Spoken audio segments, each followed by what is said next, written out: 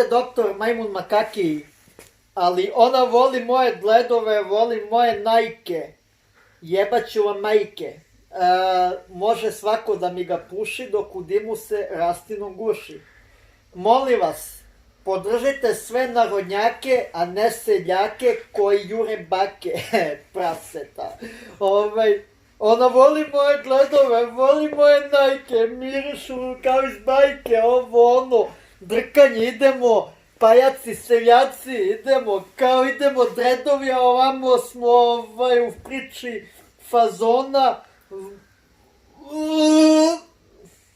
uletiti ovde kao nešto dredovi, ovo ono, a ideš kod seljaka, bake, ovo ono, drndanje, idemo žurke, splavovi, zato što mi jebi ga nemamo mozga. Znači, zato što smo slušali Agni Sutra, pojela ti je mozak vutra i tako dalje.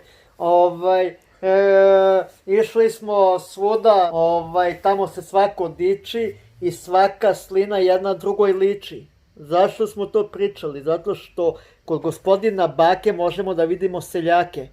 A onaj Rasta nije loš tip. Samo mora malo da izbrusi svoje headove i tredove. Ona voli moje headove, voli moje najke, idemo. Ali jebi ga, mnogo je prihvatio fucking seljake. Stani, evo, šrafila mi se glava, stani. Evo, znate kako Tina Turner zateže lice? Kao što ljudi ovde kod nas zatežu svoju estradu, ovu seljačku. Ima šraf u glavi. Jebi ga. Mnogo im se popustio taj šraf na glaviću. Jebi ga. Ne mogu više da se karaju onako na finjaka. Pa mora da ih poduči gospodin prase baka.